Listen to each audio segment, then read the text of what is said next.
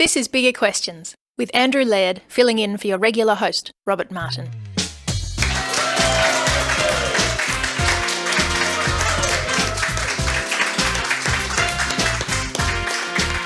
Welcome to Bigger Questions, recorded live in the city of Melbourne. Today's big question: how do I overcome my limitations? We're asking this question today to Stephanie Judd.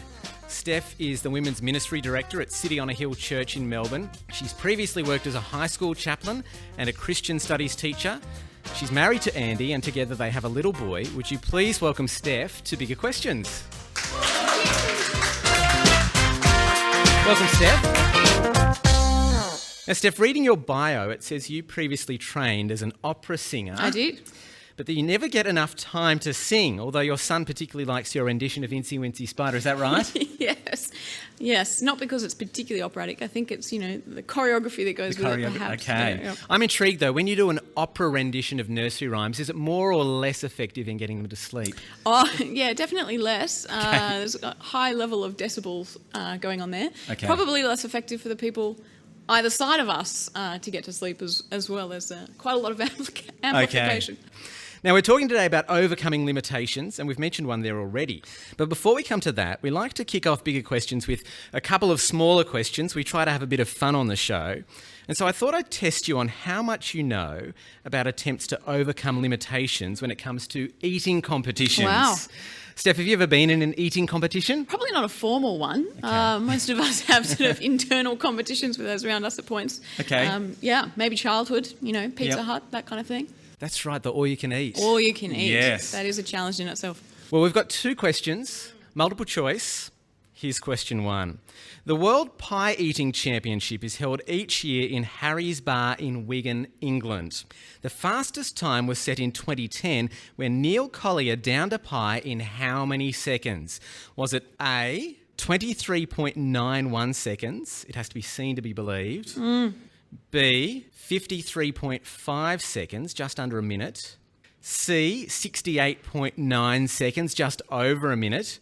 Or D, 4.5 minutes. The English like to eat their pies sensibly and properly.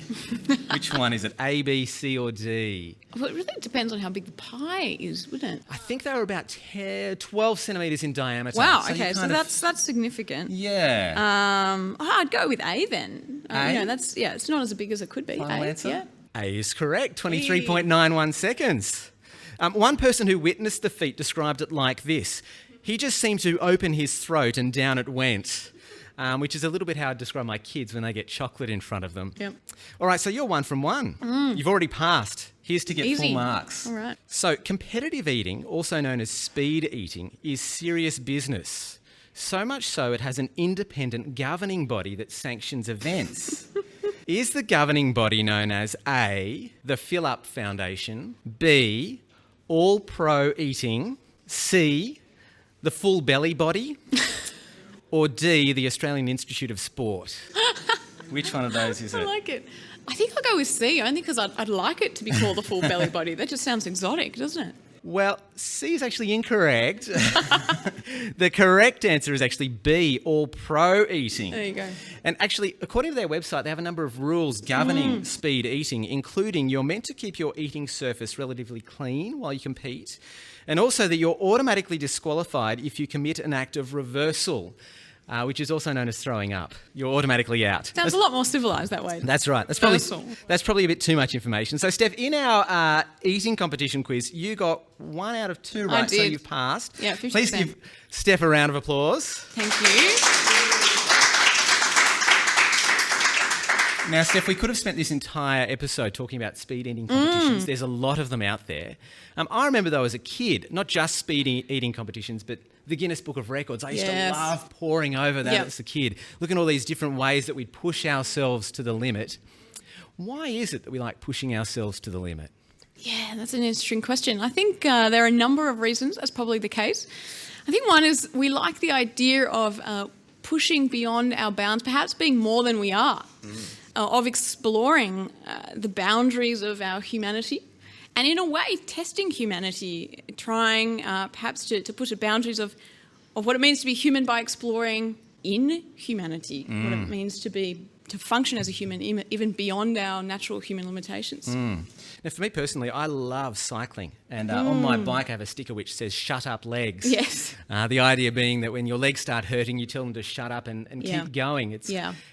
I guess that's an illustration in some ways of what we're talking about, isn't it? Yeah, I think that's right. I think there's a reflection there of that view of limitations of being something negative, something we need to silence, stamp out if we're going to be all that we're designed, perhaps, all that we're able to be. So that particularly negative view of limitations. But it's not just in sport or extreme eating where we might push ourselves to the limit. How might we also do it in other areas of life, just work life, family life? Probably the most prominent struggle that comes to mind for most of us is how we manage our time, that kind of general awareness of not being able to be multiple places at once, and having to push beyond the boundaries of our physical limitations as we work harder, perhaps, as we sleep less. There are other limitations in terms of our emotional limitations and relational limitations. I think there's a bit of a mantra out there of, you ask someone how they are, and a common response is, "Oh, I'm really busy." And there's something often that seems quite triumphant or noble in that, and being busy and pushing beyond your human boundaries there. It's good to be busy. Yeah. Well, tell us about yourself. Are there particular areas where you personally have tried to push yourself to the limit? I remember, I think it was, I was about 15 and I was in science class, and I remember, I had no idea what was going on in science. I just remember being sort of in this moment of personal dilemma where I was thinking through my life and my week, and I felt overwhelmed by it. There were all these things I wanted to do. I used to be a steelboat rower, and at the time I was training 10 to 12 times a week, mornings, nights, Sundays, regattas, that kind of thing. I have always been a singer as well. We discussed that briefly, but I was part of the Australian Girls Choir, and there were rehearsals, probably about 6 hours a week I spent involved there. There was also a school musical coming up that I really wanted to be involved in. I really wanted a principal role in, and I just had this moment of realising I just couldn't do it all. And I was overwhelmed by that reality. I was sort of almost terrified by it, the kind of thought that I couldn't do everything I wanted to do, and somehow making a decision not to do something might actually impact on my worth or value as a person, what I could offer and what I could achieve. And since then, that's been, a battle, I guess, that I've continued to face. Yeah. So you've always been someone who likes to push themselves to the limit, even at 15 years old, sitting there in science class and thinking, how do I fit it all in? Yeah, that's right. And not only pushing myself to the limit, but kind of the fear of not doing that and of what that would mean to actually make decisions with my time and say no. Yeah. So what's wrong with trying to live like that, trying to push to the limits in all areas of life and fill up every little spot possible?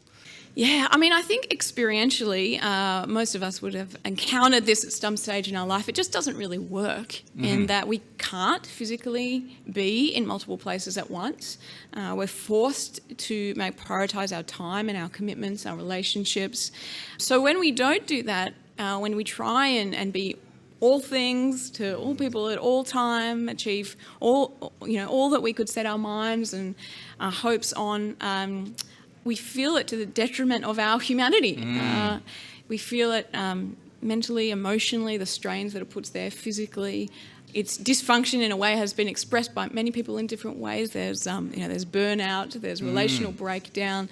It's interesting because we feel its dysfunction, and yet personally I'm not always convinced that prioritising my time is actually a good thing. I keep going for more. I keep wanting to strive more. So there's that tension of our reality, our experience, with our hopes and dreams. Now, there's a question that's just come through from our live audience. It says, surely we should push the boundaries. They're not static.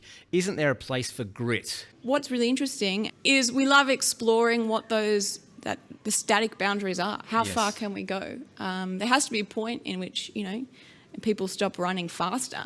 But what is that? So there is a level of exploration there. But I think it's also worth acknowledging there are some aspects of ourself and our humanity that are static. It seems as though in our world today that limits, in the way we've been talking so far, are often viewed negatively, particularly in the working world. Yes. That we're often encouraged to not admit limits or to ask for help, are we? There's a real anti-limit sentiment. That's right. There's a pride, I think, in independence. Being able to do everything ourselves. That's considered to be, capable. To not need to ask for help. To be able to manage things on our own capacity. But I think being able to ask for help in acknowledging your limitations actually probably enables us within our humanity to be less limited. Right. Within our limitations, once we acknowledge that we have them, we're able to identify where the gaps are and actually draw on others to help shape and form us and actually achieve, if you're seeking for achievement or impact, to have a greater impact with the input and the help of others within our limitations. Well, we want to come to what you've hinted at a couple of points now of being able to flourish when we acknowledge limitations or weakness. But just before we come to that, I can't help but think of one of the great limiters, or perhaps the greatest limiter when it comes to being human, and that is death. And that is a pretty significant limiter, isn't it? Huge. And I think that shapes so much of our life and our relationships, the way that we think about ourselves, the way we think about others, even the way that we think about our purpose. The shadow of death looms large. And I wonder whether that shadow is actually a bit of a driving force in thinking, well, I've got, if this is it, if this is all I have now, I've got to make the most impact I can in this life. I've got to max out, if you like, on all my opportunities, on all of my relationships. I've got to push for success. And certainly we feel it in relationships. Even our most secure relationships, that shadow of death looms large, and there's a fear of loss that enters in there. So I think it's very difficult to be human without feeling that. So subconsciously, the shadow of death might actually be lying there in the background driving this push for limitations. Yeah. Well, today's big question is, how do I overcome limitations?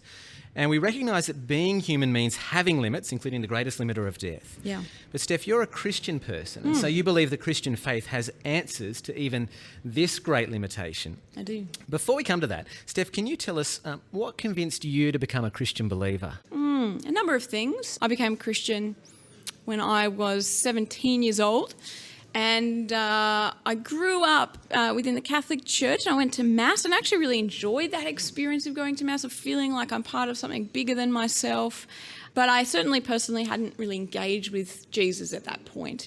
But I met a friend called Sophie who called herself a Christian. In my view, she was kind of next level kind of Christian, crazy kind of Christian. And she talked about Jesus like he was a real person, like she knew him personally. I was going to say, what made it crazy, her Christianity? Yeah, I think, to me, because I didn't feel at that point that I knew Jesus personally, for her to talk about Jesus really just felt like she was talking about an invisible friend that everyone else knew didn't exist, but it was so real in her mind. Yeah. On another level, her life and her character was so compelling. So I remember as a teenager, teenage girls notorious for being gossipers. I was no exception. I remember Sophie, saying that actually she didn't want to engage in gossip as like a 13, 14-year-old. That's extraordinary. She was joyful, remarkably content for someone her age, and I was compelled by her. I just thought, what is it that's going on for her that enables her to be that kind of person? So I pursued the weird for the good, and then at the age of 17, she invited me along to her church. I think at that point I saw the church was very different to some of the churches I've been at. I think I just saw people praying to God like they really knew who it was they were talking to, and people worshipping God like they really knew why it was that he was worthy of their worship. And I just thought, I don't know what God that is, but I know that I want to know him. And they gave me a New Testament and began to read it. Initially, I read it because it was controversial, and some of the things that I was reading angered me. Okay, Jesus. So initial response was anger. Yeah, reading the Bible. Absolutely. Okay. I was at a point of dilemma because it was a book that I'd learned to revere but never engaged with. And then once I started engaging with it, I learned there was content in it that really disturbed me.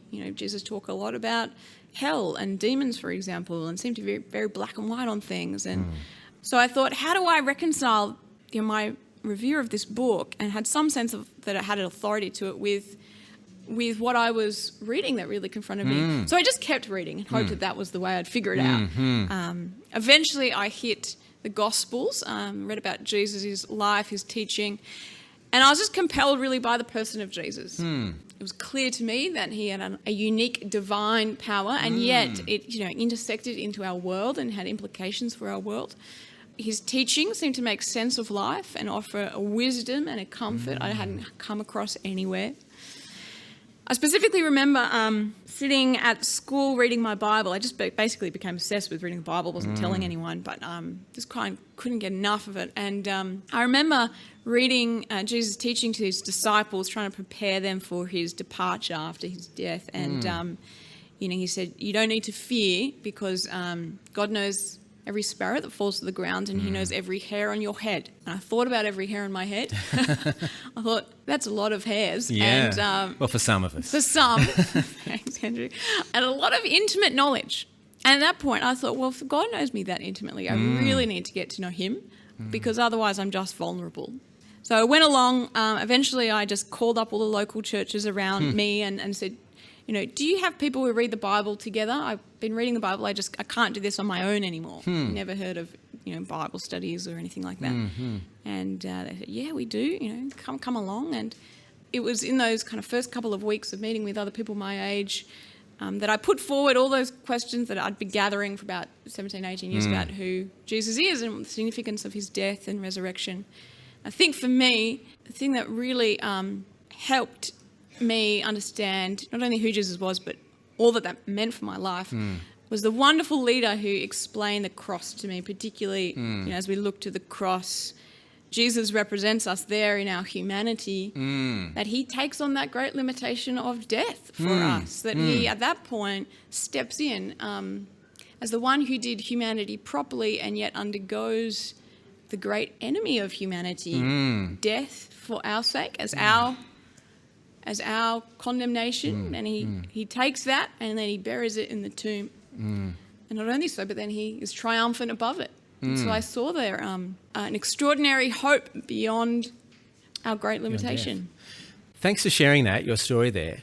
I just want to pick you up on maybe a paradox in just what you shared, because you said one of the things that struck you about Jesus was his power. Yes. So seemingly someone without limitations, and yet he also dies. Yes. So how do you reconcile that in terms of who this person of Jesus is? Absolutely. And I think this is perhaps one of the most compelling, beautiful things about who Jesus is. In the cross and in his whole person, actually, in his teaching and his power and also his humility, we see someone who is fully God and yet fully man. We read in John 1 that in the beginning was the Word, and the Word was with God, and the Word was God. And it's a reference there to Jesus as the Son of Man, the one who was eternally with the Father, within the Godhead. And yet, one moment of time, Jesus became human. He was always a person together with the Father and the Spirit. But then, a moment of time, he became human, and forevermore, from that point on, he was human. And still is in the resurrected flesh, which is extraordinary humility on the part of our Creator, God. And gives us a model of the ultimate power through weakness and humility, which has huge implications for our view of what it means to be humble and weak. You mentioned John chapter 1 there, and of course that famous verse of this God taking on the limits of humanity. John chapter 1 verse 14, the Word became flesh and made his dwelling among us. Yes. That is an extraordinary claim, isn't it? That Yes. God chose to take on limits in the person of Jesus. I mean, how does that make you feel, that claim? Well, it's extraordinary because in some senses, Jesus as God is limitless in that he displays limitless love, holiness, humility, power, and yet he expresses those limitless attributes of God through limitations, human limitations, and extraordinary. For me, I look at that and I think, wow, that gives a really profound dignity to our humanity and actually expresses a beauty in limitations in terms of how they can serve a life in the flesh, of displaying limitless qualities of love and humility and being all that we're called to be as we lean into limitations. And you see Jesus, of course, with those limits of humanity in the Gospels, tired, hungry, needing to sleep, thirsty. But help us here. So God takes on limits in Jesus. But how does that help us overcome our limitations? It gives us, I think, a model to embrace, having moments where we need to accept limitations. We can't be in every place at once, and that's okay. That didn't take away from Jesus' mission. In fact, it served it. As the one who lived the life that we did not, in that he fully lived according to his limitations in the most perfect, ideal sense, he was able to be our ultimate representative on the cross. He had all the qualifications, if you like, as the one who was able to stand before God as worthy. And what the cross is all about is that in Christ, he, as the one who is perfect and holy, took on the condemnation of those who are not perfect and holy. So that if I unite myself to Christ, in Christ, there is the possibility to overcome the limitation of death, which is extraordinary. In that passage from John we mentioned earlier, the Word becomes flesh. It also says this: to all who received him, Jesus, he gave the right to become children of God. How does that help us as well, perhaps, in understanding the type of humanity that is available for those who believe in Jesus? Yeah. Well, interesting that phrase there.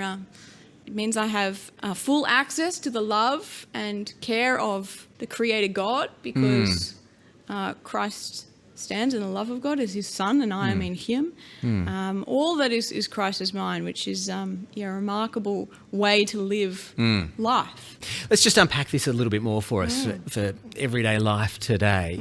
Is there a sense perhaps that the security which comes with knowing I'm a child of God, knowing that I don't need to fear death, means that I'm then able to be free to admit limitations? I think so. Because the shadow of death no longer looms large in the same way, we can look beyond this world to find our purpose, if you like, and live in light of that in the present.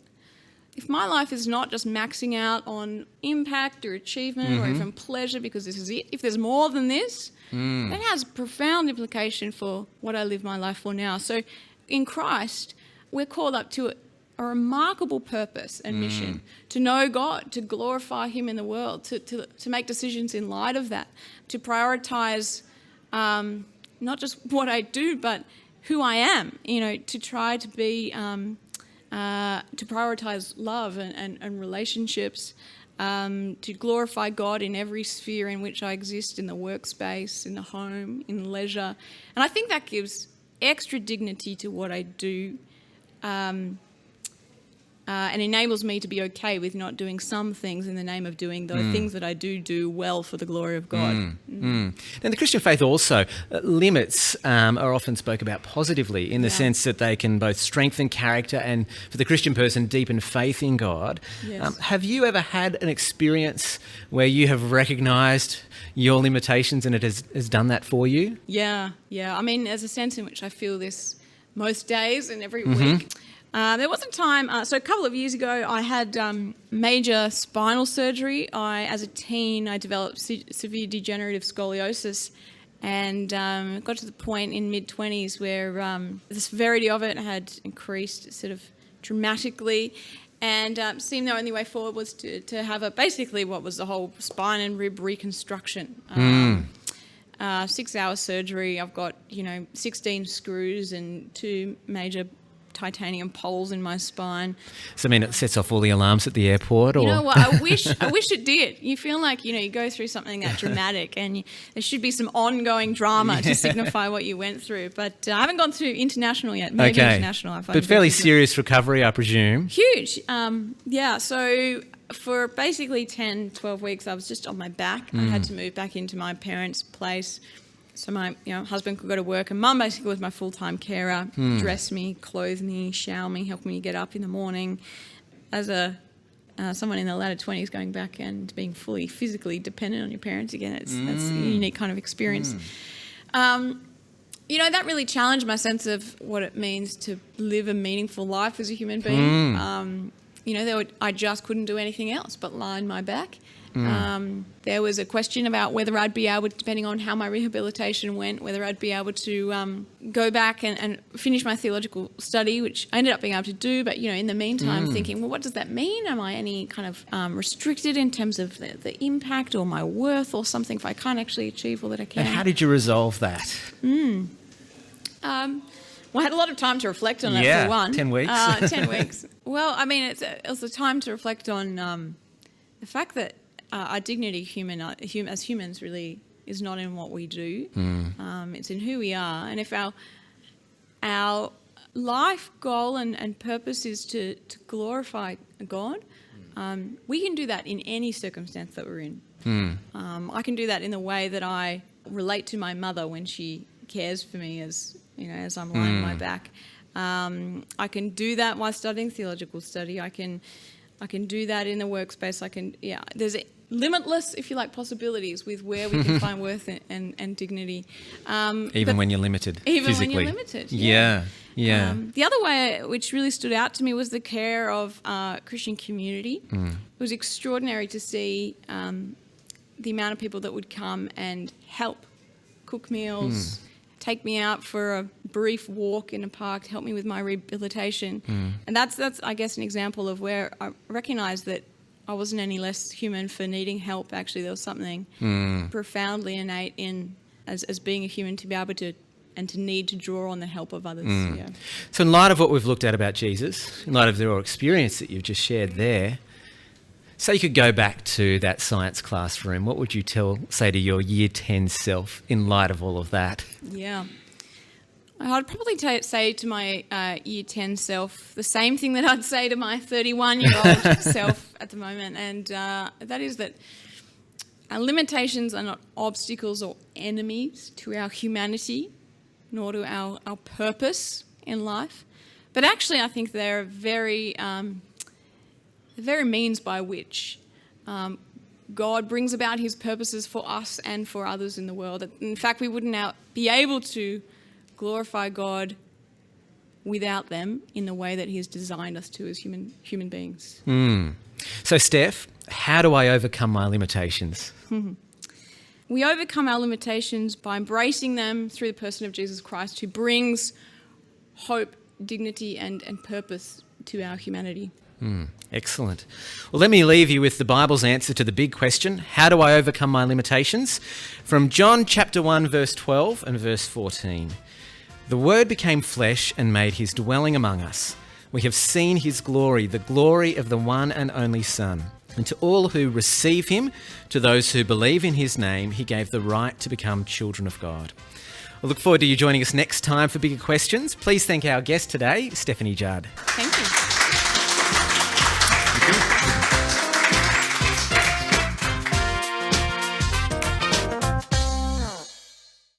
Enjoy Bigger Questions?